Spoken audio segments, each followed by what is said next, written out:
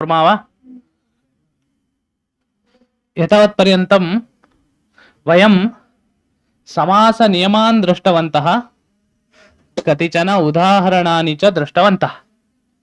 इतः परं काव्येषु तेषाम् अन्वयः कुत्र अस्ति इति किञ्चित् पश्यामः। अतः भवताम् अवधानम् अत्र भवेत्। समासः अन्वेष्टव्यः, यदि शक्यं कः समासः इति वक्तव्यः। सर्वत्र कविसमयोऽपि अस्ति, बहुत्र पद्येषु यत्र कविसमयः अस्ति तस्यापि अनुशीलनं वयं करिष्यामः। एषः एकः श्लोकः कस्य ग्रन्थस्य? रघुवंशस्य। पठामः। यथा विधिहुताग्नीनां यथा कामार्चितार्थिनां यथा अपराधदण्डानां यथा कालप्रबोधिनां। एतस्य श्लोकस्य अन्तिम श्लोक कुलकम् इति उच्यते। तस्य अन्तिमं कुत्र? रघूणाम् अन्वयं वक्ष्ये इत्यत्र। एतत् सर्वमपि रघूणाम् इत्यस्य विशेषणं, यथा विधिहुताग्नीनाम् इति। अत्र समासः अस्ति, समासस्थलत्रयमस्ति। किं किम् अस्ति वक्तुं शक्नुवन्ति वा? यथा विधिहुताग्नीनां रघूणाम् इति अस्ति। तर्हि कः समासः? सामान्यतः पश्यामः चेत् अन्ततो गत्वा बहुव्रीहि समासे पर्यवस्यति। अतः बहुव्रीहि समासः इति वक्तुं शक्नुमः। तत्पूर्वमपि एकः अव्ययीभावसमासः अस्ति, तद्वयम् अत्र न पठितवन्तः, परन्तु भवन्तः पठितवन्तः एव भवन्ति। यथा विधि इत्यस्य समासः कथं? विधिम् अनतिक्रम्य यथा विधि इति। अग्रे भवद्भिः वक्तव्यं। यथा विधि हुताग्नीनाम् इत्यत्र बहुव्रीहि समासः अस्ति। तस्य विग्रहः वयं कथं वदामः? विग्रहम् यथा विधि इति तदहम् उक्तवान्। विधिम् अनतिक्रम्य यथा विधि। अग्रे यथा विधि हुताग्नीनाम् इति अस्ति खलु, तत्र कथम् अन्वयः वक्तव्यः अस्माभिः?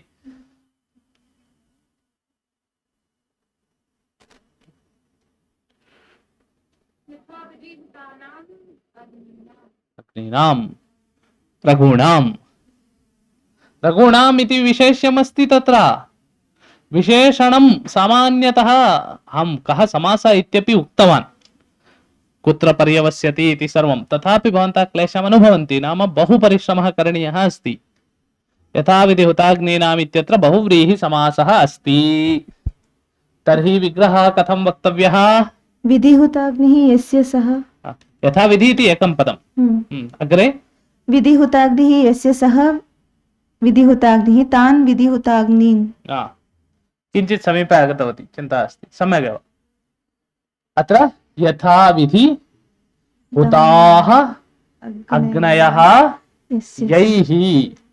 हुताः इति क्ता प्रत्ययः अस्ति खलु। क्ता प्रत्ययः अस्ति चेत् सामान्यतः तृतीया विभक्तिं योजयितुं शक्नुमः। ये अग्नीन् हुतवन्तः ते इति। यदि भवन्तः एतत् सर्वं कर्तुं क्लेशम् अनुभवन्ति, मल्लिनाथव्याख्यानं पश्यन्तु। तत्र स्पष्टं सः लिखितवान् भवति। विधिम् अनतिक्रम्य यथा विधि हुताः अग्नयः यैः ते यथा विधि हुताग्नयः तेषां यथा विधि हुताग्नीनाम् इति। यथा कामार्चितार्थिनाम् इति द्वितीयं विशेषणम्। अत्र कथं? यथा कामम् इत्यस्य कामम् अनतिक्रम्य यथा कामम्। अग्रे भवद्भिः बहुव्रीहि समासः कथम् इति वक्तव्यम्।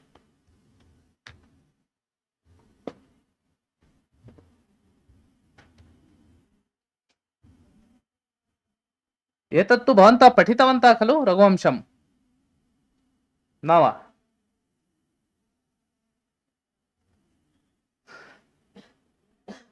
यथा कामम् अर्चिताः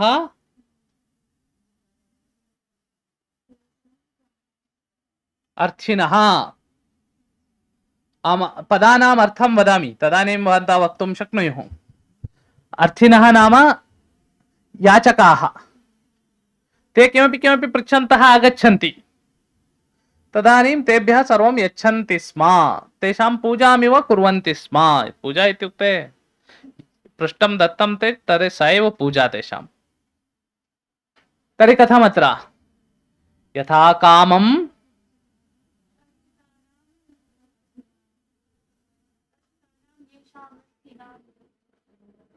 षष्ठी विभक्तिं त्यजन्तु। इदानीं रघवः इति अस्ति। रघुः रघुः रघवः अथवा रघुवंशीय राजानः इति अर्थः। ते कीदृशाः?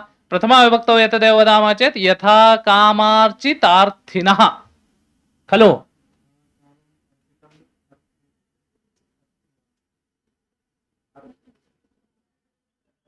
के अर्चिताः? रघव अर्चिताः वा? हाँ, अर्थिनः अर्चिताः।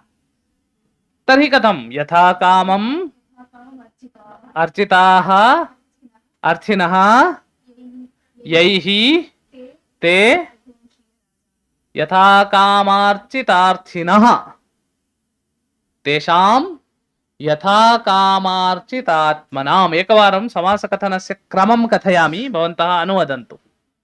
कामम् अनतिक्रम्य यथा कामम्। सर्वैः वक्तव्यं। कामम् अनतिक्रम्य यथा कामम्।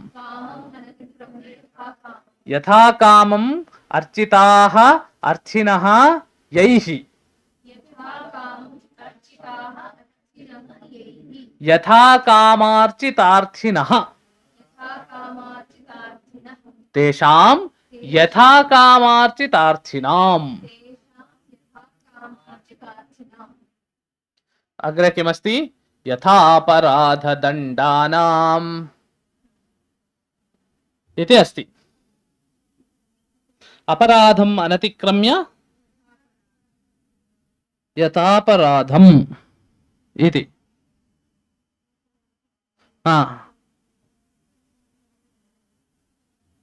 अग्रे अग्रे वक्तव्यम्। इदानीम् अहं द्वयम् उक्तवान्, तृतीयं वा भवद्भिः वक्तव्यम्।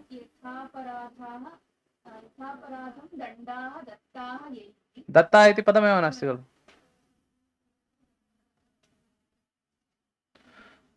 यथापराधाः दण्डाः येषाम्, अथवा येषाम् इत्युक्ते किमर्थं? तत्सम्बद्धं खलु। राज्ञः यथापराधं दण्डान् यच्छन्ति स्म इति कारणतः किञ्चित् बुद्धेः उपयोगः अपि करणीयः। अतः यथापराधदण्डानाम्। अग्रे किमस्ति?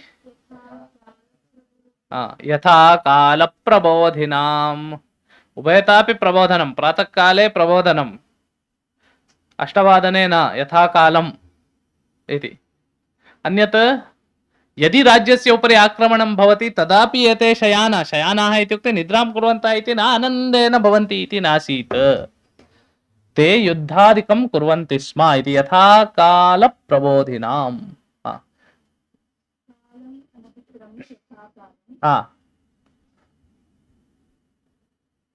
अत्र तु यथा कालं प्रबोधिनः यथा कालप्रबोधिनः इति पुनः बहुव्रीहेः आवश्यकता नास्ति। पश्यतु, बहु सरलश्लोकः रघुवंशस्य एषः। अत्रैव भवन्तः एतावत् क्लेशम् अनुभवन्ति।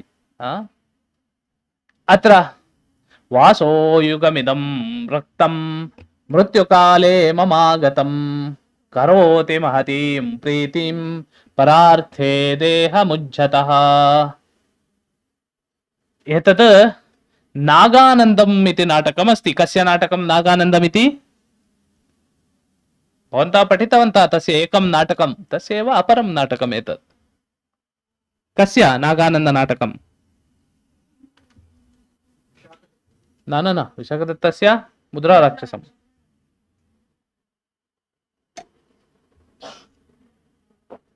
एतत् कस्य? रत्नावली कस्य? एतदपि श्रीहर्षस्य। श्रीहर्षस्य नाटिकात्रयं प्रसिद्धं, रत्नावली, प्रियदर्शिका, नागानन्दम् इति। नागानन्दनाटकस्य एतदुदाहरणं। वासो युग नागानन्दनाटके नायकः जीमूतवाहनः इति। कः? जीमूतवाहनः। एकः सर्पः भवति, शङ्खचूडः इति। तस्य रक्षणार्थं जीमूतवाहनः वध्यशिलायां गरुडः आगत्य प्रतिदिनं एकैकं सर्पं खादति। तयोः मध्ये किञ्चन गरुडसर्पराजयोः मध्ये सन्धिः आसीत्। प्रतिदिनं बहून् सर्पान् न खादतु, एकः सर्पः तत्र स्वयम् आगत्य वर्ध्यशिलायाम् उपविशति, तं खादतु। यदा सः सर्पः गच्छति प्राणत्यागार्थं तदानीं रक्तवर्णीयं वस्त्रं धृत्वा गच्छति स्म। शङ्खचूडः इति एकः नागः जीमूतवाहनस्य मित्रम् अभवत्। जीमूतवाहनस्तु मनुष्यः, तस्य मित्रम् अभवत्। सः अहं मित्रस्य कृते प्राणत्यागं करिष्यामि इति चिन्तयित्वा रक्तवर्णीयवस्त्रं स्वीकृत्य कुत्र गच्छति? वध्यशिलां गन्तुम् उद्युक्तः। तदानीम् एतद् वासो युगमिदं रक्तं मृत्युकाले ममागतं करोति महतीं प्रीतिं परार्थे देहमुज्झतः। वासो युगं, वासः इत्युक्ते वस्त्रं, तस्य युगं द्वयं, वस्त्रद्वयमस्ति, रक्तवस्त्रद्वयं। मृत्युकाले ममागतं, मम मृत्युकाले आगतम् एतद्। महतीं प्रीतिं करोति, परार्थे देहमुज्झतः। अहं किमर्थं प्राणत्यागं कुर्वन् अस्मि? परार्थे, उज्झतः इत्युक्ते त्यजतः इत्यर्थः। अत्र एकं समस्तपदम् अस्ति, वासो युगम् इति। तत्र कथं समासः?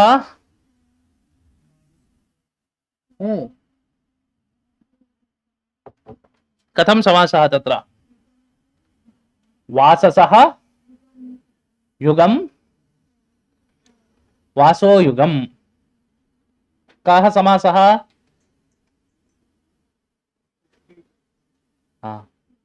सर्वे वदन्तु कः समासः? राहुल न वदतु, सर्वे वदन्तु। विग्रहः कथं? वाससः युगं, वासो युगम् इति। एकवारं श्लोकं पठामः। वासो युगमिदं रक्तम्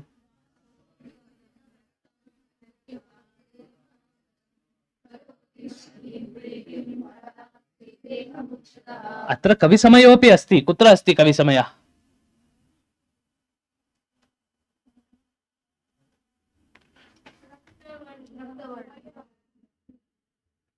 किं रक्तवर्णम्?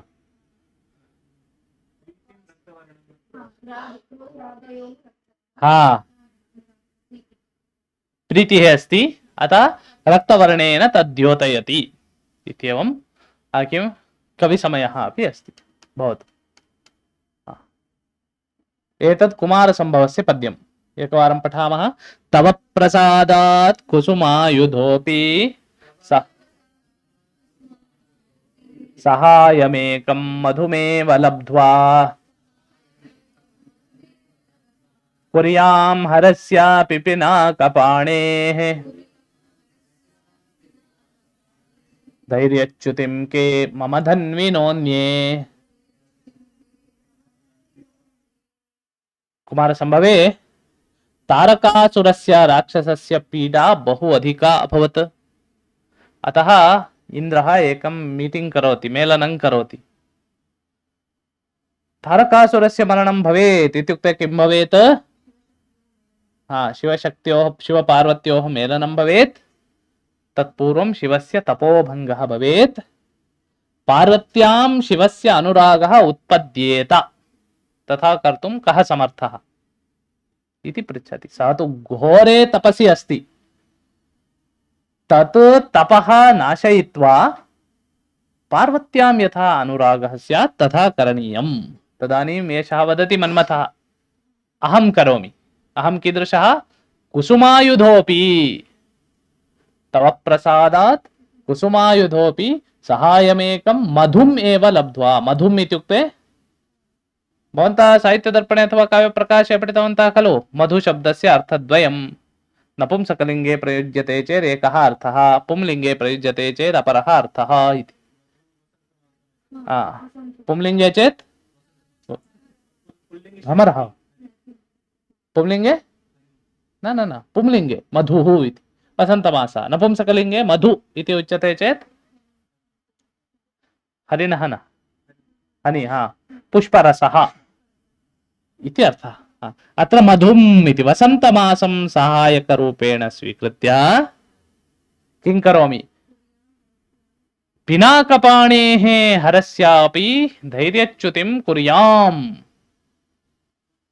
पिनाकपाणि, पिनाक इत्युक्ते शिवधनुषः नाम। शिवः तादृशं श्रेष्ठं धनुः स्वीकृत्य आगच्छति चेदपि अहं कुसुमायुधेन एव, कुसुमधनुषा एव तस्य नाशनं करिष्यामि इति मन्मथः वदति। अत्र समासः अस्ति। कुत्र? पिनाकपाणिः। कः समासः? बहुव्रीहि।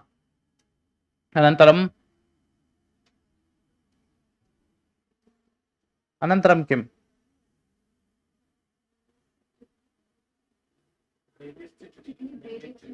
बहु उत्तमं। षष्ठी अन्ये अन्या अपि वदेयुः। राहुलस्य विधात्र्याः एव ध्वनिः श्रूयते खलु? शिवरञ्जनी भवती वदतु, जानाति चेदपि मौनेन उपविशति भवती। किमस्ति? अन्यदेकमस्ति खलु, कुसुमायुधः। कुसुमस्य आयुधः, कुसुमायुधः इत्युक्ते तस्य धनुः भवति। अहं कुसुमायुधः इति मन्मथः वदति। तर्हि कथं विग्रहः? वदतु मनस्विनी उच्चैः। कुसुमम् आयुधं यस्य सः इति। कुसुमम् आयुधं यस्य सः, कुसुमायुधः इति। एवं अत्र समासः अस्ति, कविसमयः अपि अस्ति। कुत्र कविसमयः? यः पठितं किल?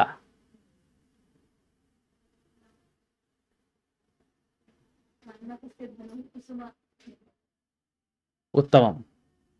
मन्मथस्य धनुः कुसुमेन निर्मितम् इति कविसमयः अपि अस्ति। समासाः के सन्ति इति भवन्तः उक्तवन्तः। भवतु, अग्रे गच्छामः वा? तत्पूर्वम् एकवारं श्लोकं पठन्तु। तव प्रसादात् कुसुमायुधोऽपि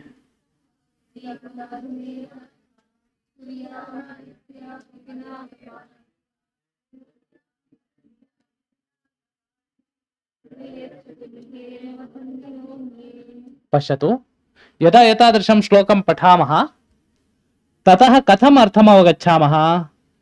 आदौ क्रियापदं किमपि अस्ति वा इति द्रष्टव्यं। कुर्याम् इति अस्ति। किं कुर्याम्? धैर्यच्युतिं कुर्याम् इति ज्ञातं। कस्य धैर्यच्युतिम्?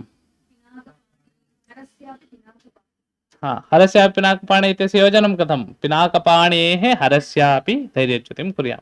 कः कुर्याम्? अहं कुर्याम्। अहम् इति नास्ति, अतः पदं किमपि अस्ति वा?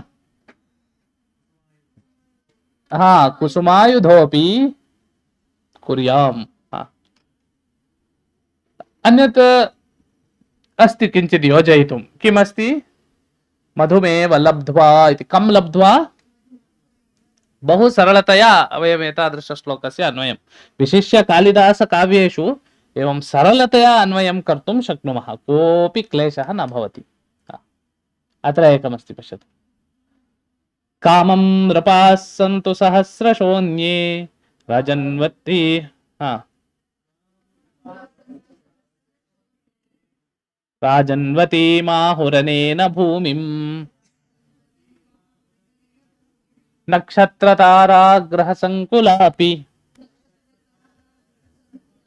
ज्योतिष्मती चन्द्रमसेव रात्रिः।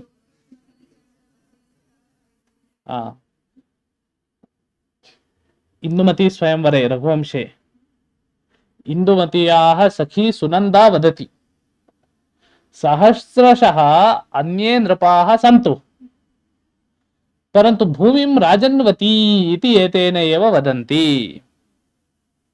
नक्षत्रतारा ग्रहसङ्कुलापि ज्योतिष्मती चन्द्रमसेव रात्रि। अहं प्रथमदिने एव उक्तवान्, यद्यपि नक्षत्राणि भवन्ति, ताराः भवन्ति, सर्वं समानं। लघुनक्षत्राणि, नक्षत्राणि किञ्चित् बृहत् भवति चेत् तारा इति ग्रहाः भवन्ति।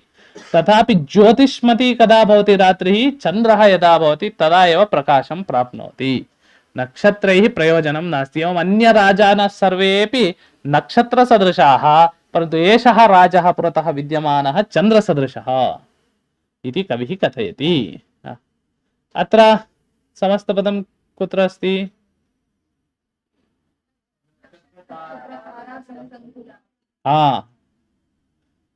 कथं?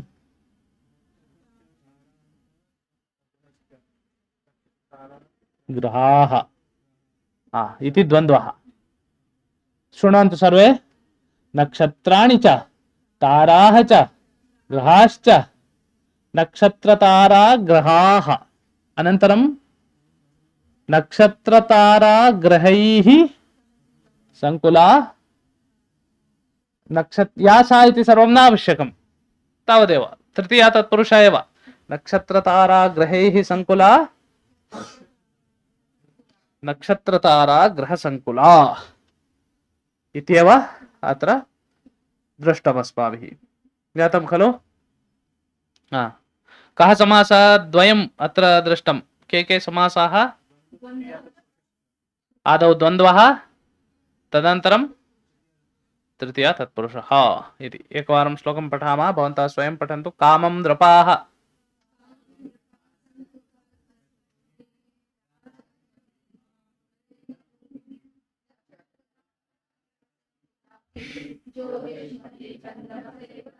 अस्तु। अत्र स्फुटः कविसमयः कोऽपि नास्ति, अतः अग्रे गच्छामः। अत्र किञ्चित् वैशिष्ट्यमस्ति। सप्तसामोपगीतं त्वां सप्तार्णवजलेशयम् सप्तार्चिर्मुखमाचक्षुः सप्तलोकैकसंश्रयम्। संख्याभिः सह समासः इति अतिमुख्यः विचारः। अस्माकं यत्र यत्र इच्छा भवति तत्र सर्वत्र अस्माभिः संख्यया सह समासं कर्तुं न शक्यते। किमर्थम्? एकं सूत्रमस्ति, दिक्संख्ये संज्ञायाम् इति। संज्ञायाम् एव भवेत्। तन्नाम सप्तर्षि इति अस्ति चेत् भवतु, चिन्ता नास्ति। कः समासः? सप्तचतेर्षयश्च सप्तर्षयः। कः समासः?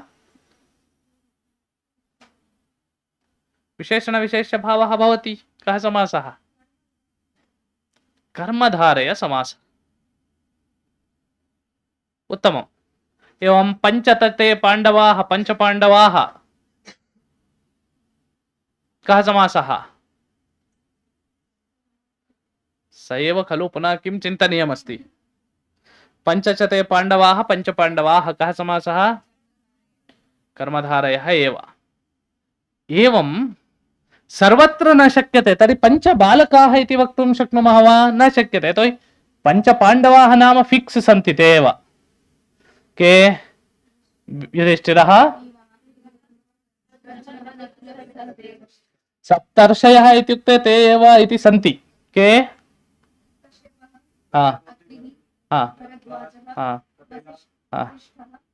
कपिलो, अंगिराः, गौतमः। भवतु।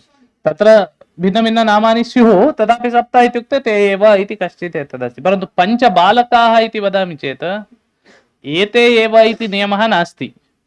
राहुलः, सोमप्रकाशः, श्रीवत्सः, अमोघवर्षः, अथवा भवतः नाम किं? रवीन्द्रः।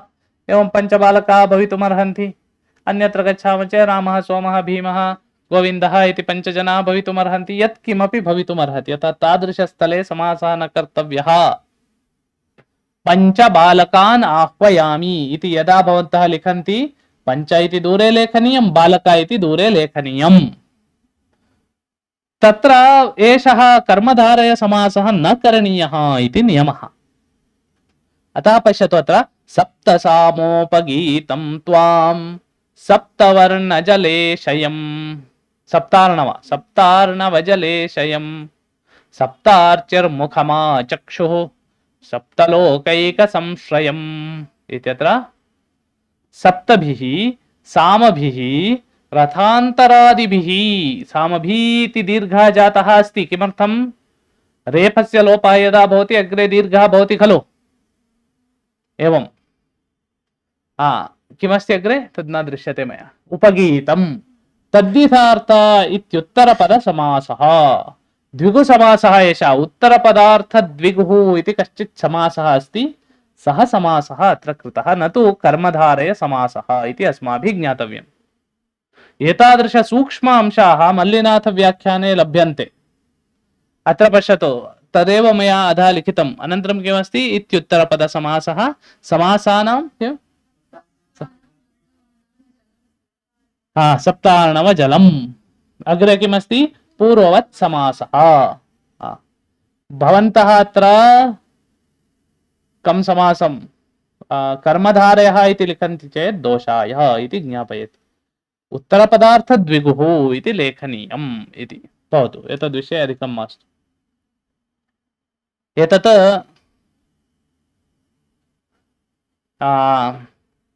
कुवलयानन्दे विद्यमानं पद्यं किञ्चित् दीर्घं पदमस्ति मन्थान भूमिधरमूलशिला सहस्रसङ्घट्टनव्रणकिण स्फुरतीन्दुमध्ये छाया मृगशशक इत्यतिपामरोक्तिस्तेषां कथञ्चिदपि तत्र न हि प्रसक्तिः किमस्ति एकवारं पाठयामि अनुवदन्तु मन्थान भूमिधरमूलशिला सहस्र सङ्घट्टनव्रणकिण स्फुरतीन्दुमध्ये छाया मृगः शशक इत्यतिपामरोक्तिः तेषां कथञ्चिदपि तत्र न हि प्रसक्तिः श्लोकस्य तात्पर्यं वदामि अनन्तरं भवद्भिः समासः लेखनीयः अतः कविः वदति चन्द्रे यः कलङ्कः दृश्यते तं केचन मृगः हरिणः इति वदन्ति केचन शशः इति वदन्ति तत्सर्वम् अतिपामरोक्तिः बुद्धिमतां वचनं न तेषाम् अत्र प्रसक्तिः नास्ति तर्हि तत् किं चन्द्रः कुतः उत्पन्नः क्षीरसागरात् उत्पन्नः यदा समुद्रमथनकाले पर्वतस्य शिलाः चन्द्रे लग्नाः तेन चन्द्रे व्रणः जातः व्रणस्य चिह्नम् एव चन्द्रे विद्यते इति कविः वदति तदेव मन्थान भूमिधरना मूलशिरा सहस्रसङ्घट्टन व्रणकेण स्फुरतीन्दुमध्ये इति लिखति अत्र भूमिधर इत्यस्य पर्वतः इत्यर्थः अन्यत् मन्थान भूमिधरना मूलशिला सहस्रसङ्घट्टन व्रणकिनः इति एकं पदमस्ति सङ्घट्टन व्रणकिनः 22 अक्षराणाम् एकं पदम् किमिति मन्थान भूमिधर मूलशिला सहस्रसङ्घट्टित व्रणकिनः इति एतस्य समासः कथं भवद्भिः इदानीं लेखनीयं लिखन्तु पश्यामः अनन्तरं पठनीयं बहु चिन्तयित्वा लेखनीयं लघु समासं कृत्वा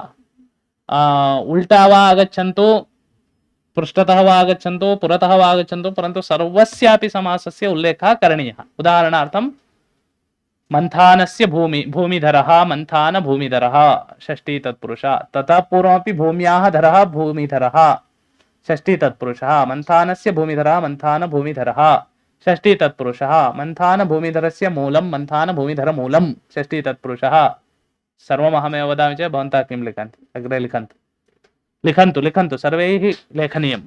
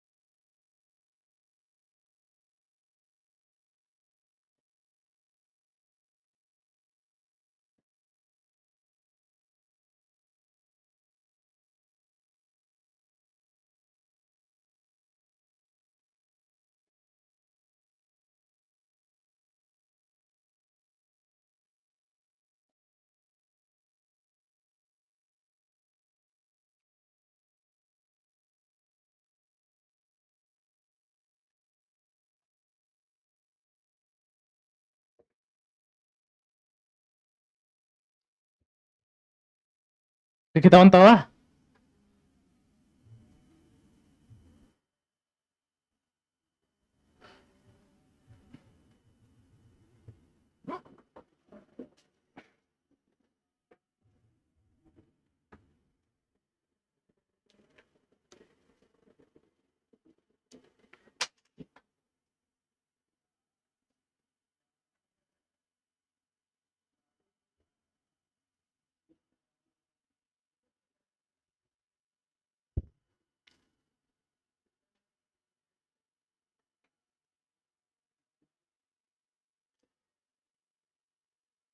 लक्ष्मी लिखितवती वा? श्रीलक्ष्मी।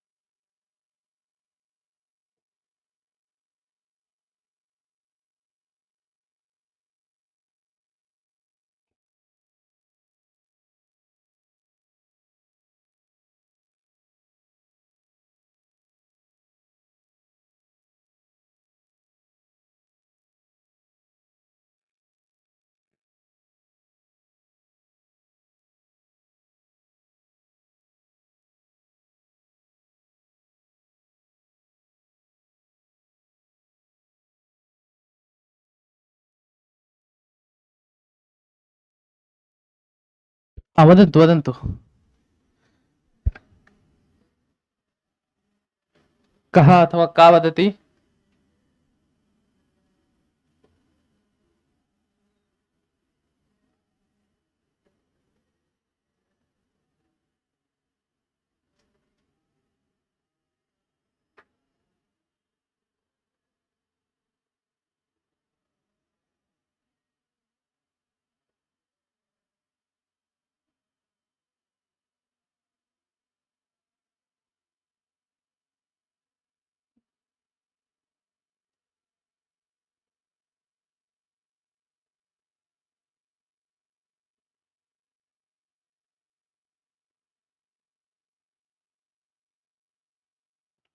अस्तु, यावत् लिखितं तावत् शिवरञ्जनी पठतु। चिन्ता नास्ति, लघु लघु दोषाः सन्ति चेत् अथवा सर्वं न लिखितं चेदपि।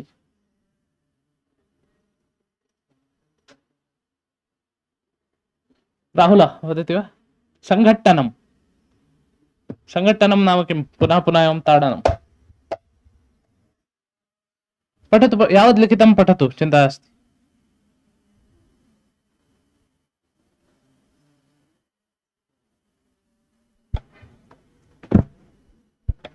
मंथानस्य भूमिः मंथानभूमिः। हाँ जतं मंथानभूमिं येन सह हाँ मंथानभूमिधरः। हाँ तृतीय मंथानभूमिधरस्य मूलं मंथानभूमिधरमूलम्। हाँ सहस्राः शिलाः मूले यस्य सहस्रशिलामूलः। हाँ। सहस्रशिलाः मूले सहस्रशिला मूल इति पदमेव नास्ति अत्र। मूल इति पूर्वमस्ति। तद् उल्टा तथा न करणीयं। श्लोके यथा अस्ति तथैव भवेत्। समासान्तरं चिन्तनीयम्। अस्तु, अहं वदामि।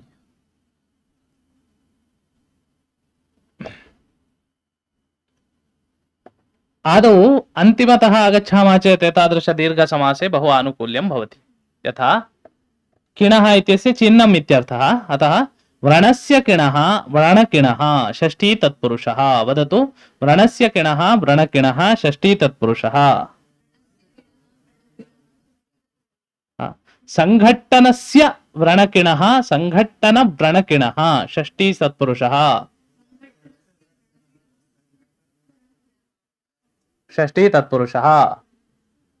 शिलानां सहस्रं शिलासहस्रं षष्ठी तत्पुरुषः।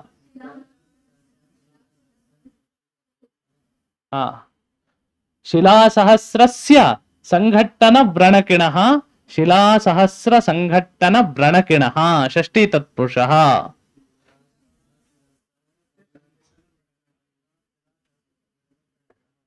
अर्धम् अभवत् इदानीं शिलासहस्रसंघट्टनव्रणकिणः। इदानीं धरः धरति इति धरः इति भवति खलु, अतः भूम्याः धरः भूमिधरः षष्ठी तत्पुरुषः। मंथानस्य भूमिधरः मंथानभूमिधरः षष्ठी तत्पुरुषः। मंथानभूमिधरस्य मूलं मंथानभूमिधरमूलं षष्ठी तत्पुरुषः। षष्ठी तत्पुरुषः। इदानीं पश्यतु, मंथानभूमिधरमूलं शिलासहस्रसंघट्टनव्रणकिणः इति पदद्वयमेव लब्धम्। इतः परं सरलं मूलस्य शिला सहस्रम् इति तथा कर्तुं शक्यते। मन्थानभूमिधरमूलस्य शिलासहस्रसंघट्टनव्रणकिणः मन्थानभूमिधरमूलशिलासहस्रसंघट्टनव्रणकिणः इति ज्ञातं वा? अत्र सर्वमपि षष्ठी तत्पुरुषसमासः अस्ति, अतः एव अहम् एतं श्लोकम् आनीतवान्। एवं दीर्घसमासः भवति चेत् किञ्चित् दृष्ट्वा दृष्ट्वा दृष्ट्वा इदानीं व्रणकिणः बहु सरलः अस्ति, समासः अस्ति इत्येव न ज्ञायते, अतः अस्माकं श्लोकपठने क्लेशः न भवति। परन्तु कुत्रचित् यत्र क्लेशः भवति तत्र आदौ लघु लघु पदानाम् अर्थः ज्ञातव्यः। इदानीं भूमिधर इत्युक्ते पर्वतः इति अर्थः आदौ ज्ञातव्यः। तेन पुनः मन्थानभूमि इति वयं न कुर्मः विग्रहम् इति ज्ञातम्। अस्तु, अग्रे पश्यामः। एतदपि बहु दीर्घमस्ति। राधा मनोरम पठतु। राधा मनोरम रमा वररासलीला गानामृतैकभणितं कविराजराजम्।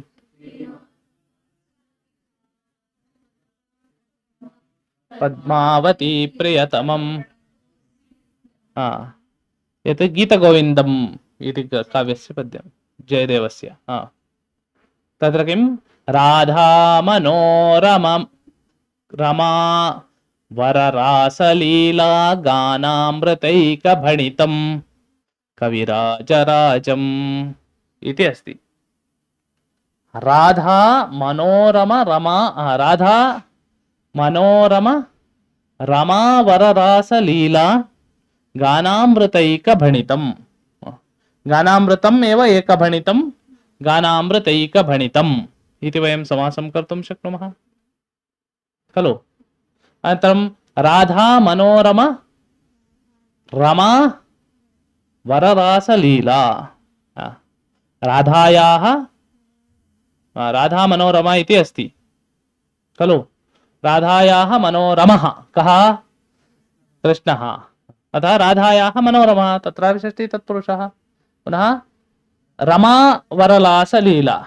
रमा रमा इत्युक्ते अत्र राधा एव कृष्णस्य पत्नी अथवा स्त्री इत्यर्थः। सामान्य सुन्दरी इत्यस्मिन् अर्थेपि रमा इति अर्थः अस्ति। अतः राधा मनोरम रमा रासलीला गानामृतैकभणितम् एतत् कविराजराजम्। पुनः श्रीमाधवार्चन विधौ इति एकं पदम्। श्रीमाधवस्य अर्चनं श्रीमाधवार्चनं, श्रीमाधवार्चनस्य विधिः श्रीमाधवार्चन विधिः तत्र इति। अनन्तरं किमस्ति? विधौ अनुराग सद्म पद्मावती प्रियतमम्। अनुराग सद्म च पद्मावती प्रियतमश्च अनुराग सद्म पद्मावती प्रियतमः। अनुरागस्य ग्रहमेव विष्णुः। अनुरागस्य सद्म अनुराग सद्म, अतः विष्णुः अथवा कृष्णः इत्यस्य विशेषणं पद्मावती प्रियतमः इति। एतत्तु गीतगोविन्दस्य पद्यम्। अग्रे पश्यामः। एतद् देहि मे भोजनं राजन् घृतसूपसमन्वितं माहिषं च शरच्चन्द्रचन्द्रिकाधवलं दधि इति अस्ति। तद् त्यजतु, तद् अग्रिमश्लोकस्य अत्र आगतमस्ति। एतं प्रसङ्गं भवन्तः जानन्ति वा? श्लोकार्धम् अन्येन रचितं, श्लोकस्य अपरार्धम् अन्येन रचितम् इति भोजप्रबन्धे अस्ति। भोजराजः ये उत्तमपद्यानि रचयन्ति स्म तेभ्यः बहुधनं ददाति स्म इति अस्ति कथा। अतः केचन पण्डिताः किं कृतवन्तः, वयमपि रचयामः, वयमपि धनं प्राप्नुमः इति चिन्तयित्वा कस्मिंश्चित् मन्दिरे गत्वा पद्यरचनाम् आरब्धवन्तः। ते तु किमपि प्राप्तुमेव आरब्धवन्तः। आदौ भोजनं पृच्छामः राजानम् इति। देहि मे भोजनं राजन् घृतसोपसमन्वितम् इति पृष्टवन्तः। इतोपि किम् आवश्यकं? तेषां किमपि बुद्धौ नागतं। तावता तत्र कालिदासः आगतः। ओ तर्हि एतं पृष्ट्वा लिखित्वा कापि कृत्वा गच्छामः इति चिन्तयित्वा भवान् वदतु अग्रे इति उक्तवान्। सः उक्तवान्, घृतम् अभवत्, सूपम् अभवत्, इतोपि किम् आवश्यकं भोजने? माहिषञ्च शरच्चन्द्रचन्द्रिकाधवलं दधि इति। दधि आवश्यकं। तत् कीदृशं? शरच्चन्द्रचन्द्रिकाधवलं, तत्रापि समासः अस्ति। पुनः माहिषं, माहिषम् इत्युक्ते महिषस्य वा? महिषस्य दधि भवति वा? महिष्याः, महिष्याः दुग्धेन निर्मितं शरच्चन्द्रचन्द्रिकाधवलम्। अत्र समासः वक्तव्यः। अहम् अर्थविवरणं करोमि चेत् समासमपि अहमेव वदामि, अतः अहं न वदामि। बहु उत्तमम्।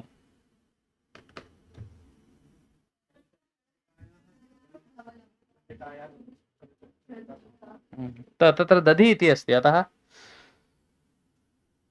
दधि कीदृशं? वयं कर्मधारं पठितवन्तः खलु एतादृशम्। अपि न, कर्मधारः एव तत्र युज्यते। तर्हि कथं? शरच्चन्द्रचन्द्रिकाधवलं, तदेव। तत् शरच्चन्द्रचन्द्रिकाधवलम् इत्यस्य समासः कथम्?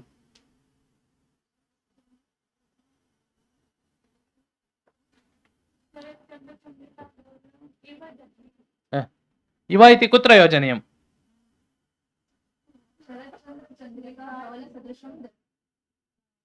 तदपि, परन्तु अत्र धवलं दधि इति, धवलदधि इति न उक्तं। तदा किं भवति? शरच्चन्द्रचन्द्रिका धवलदधि इति भवति। परन्तु धवलम् इति तत्र तु पदं समापितवान्। कीदृशं दधि? तदेव। चन्द्रिका धवलम् इत्यस्य पुनः समासः कथम्?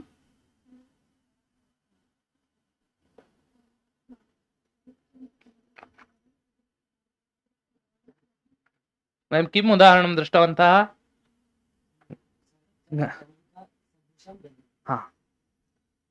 सदृशं दधि चेत् शरच्चन्द्रचन्द्रिका दधि।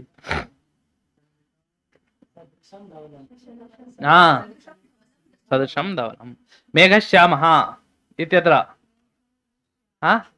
मेघ इव श्यामः इति। तद् अत्रापि तथैव।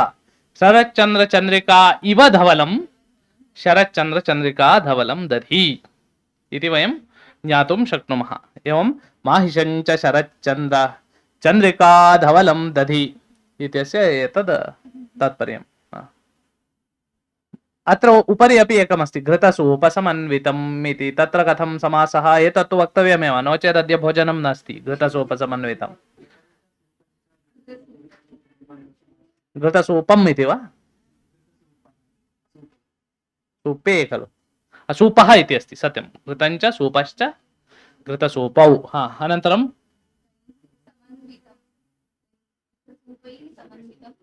बहुवचनम् आवश्यकं वा? घृतसूपाभ्यां समन्वितं घृतसूपसमन्वितम् इति। एकवारं तर्हि श्लोकं पठामः। देहि मे भोजनं राजन् घृतसूपसमन्वितं माहिषञ्च शरच्चन्द्र चन्द्रिकाधवलं दधि।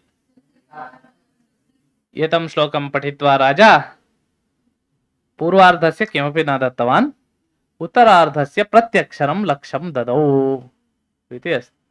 किमर्थं? पूर्वार्धं सम्यक् नास्ति, तत् उत्तरार्धं बहु सुन्दरम् अस्ति। कविसमयपूर्णम् इत्युक्ते कविसमय न, किम्, उपमालङ्कारयुक्तं बहु सुन्दरम् अस्ति इति कारणेन तथा कृतवान् इति कथा।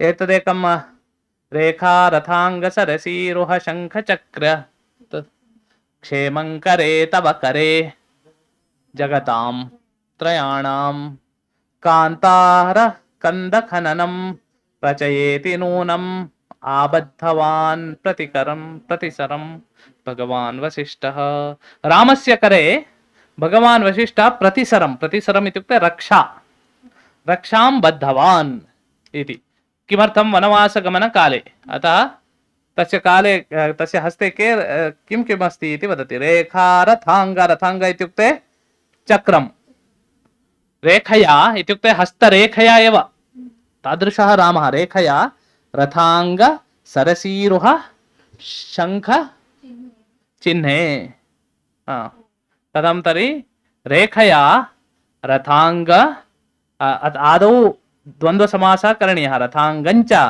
सरसीरुहञ्च शंखञ्च रथांग सरसीरुह शंखानि रेखया रथांग सरसीरुह अनन्तरं रथांग सरसीरुह शंखानां चिह्नं रेखा रथांग सरसी रथांग चिह्नम् इति अग्रे पुनः रेखया रथांग सरसीरुह शंख चिह्नं यस्मिन् तत् कस्य विशेषणं रामस्य वा अस्ति तत्रैव अस्ति खलु क्षेमं करे तव करे इति एवं भोजराजः वर्णयति अत्रापि समासः अस्ति इति कथयितुमेव अहम् उद्युक्तः अस्तु भवतु एतद् मुहुरङ्गुलि संवृतादरोष्टं प्रतिषेधाक्षर विक्लवाभिरामं मुखमंस विवर्ति पक्ष्मलाक्ष्याः कथमप्युन्नमितं न चुम्बितं तु कुतः एतद् ध्वन्यालोके अपि अस्ति ओरिजिनल कुतः अभिज्ञानशाकुन्तले एवं दुष्यन्तः खिद्यति मुहुः अंगुली संवृताधरोष्टम् संवृता इत्युक्ते आच्छादितम् इत्यर्थः तर्हि कथं भवति समासः अत्र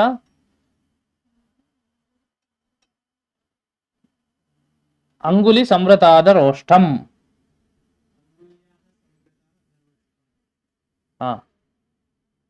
अंगुल्या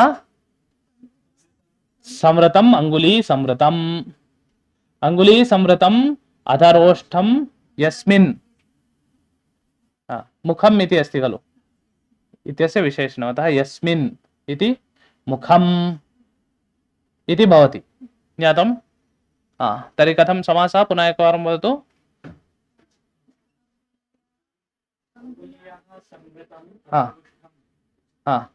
ओष्ठम्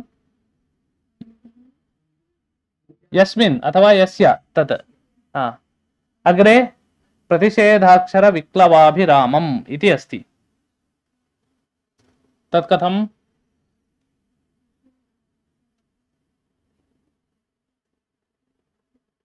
कः समासः तत्र मुखम् इत्यस्य विशेषणम् अतः कः समासः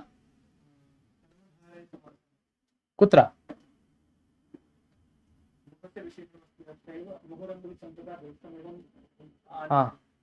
एवम् उभयोर्मध्ये यदि समासं कुर्मः कर्मधारय समासः भवति परन्तु समासः न कृतः खलु अत्र प्रतिषेधाक्षर विक्लवाभिरामं मुखं मुहुरङ्गुलि संवृताधरोष्ठं मुखम् इति उक्तम् अतः कः समासः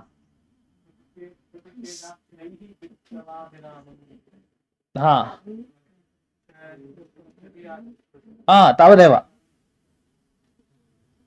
विक्लवाभिरामं विक्लवञ्च अभिरामञ्च विक्लवाभिरामे इति एवमपि भवति विक्लवाभिरामम् इति समाहारद्वन्द्वः अपि भवति इति एवं ज्ञातं तर्हि अस्तु मुखम् इत्यस्य विशेषणरूपेण उपरि तु बहुव्रीहिसमासः स्पष्टतया ज्ञायते इति अत्र बहुदीर्घसमासः अस्ति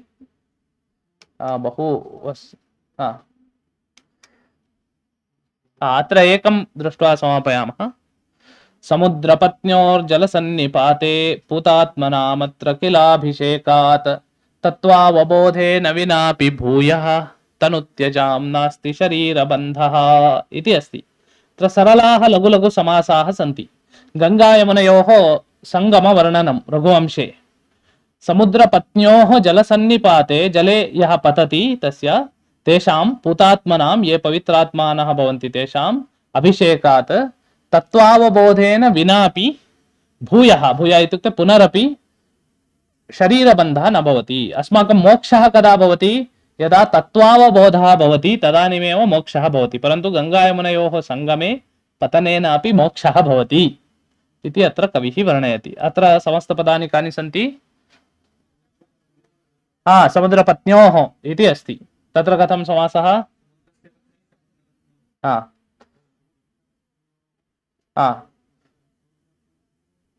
अग्रे समुद्रपत्न्योः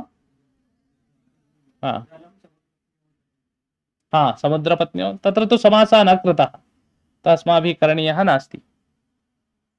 एवं जले सन्निपातः जलसन्निपातः इति समासः अपि शक्यते। अग्रे शरीरबन्धः इति अस्ति। तत्र कः समासः? शरीरस्य बन्धः शरीरबन्धः इति एवम् अस्ति। इत्येवं वयं समासान् अत्र द्रष्टुं शक्नुमः। अत्र किञ्चित् गद्यम् अस्ति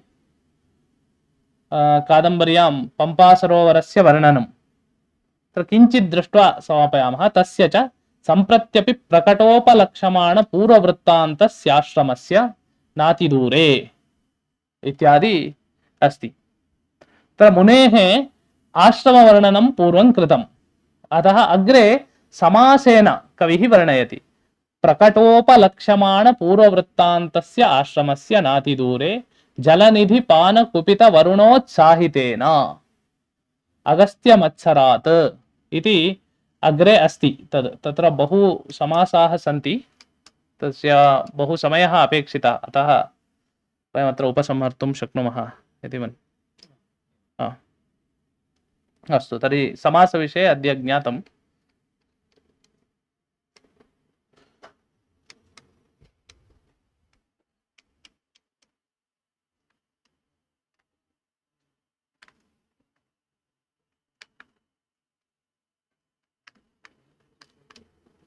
रेकार्डिंग समापयतु। रेकार्डिंग पर्याप्तम्।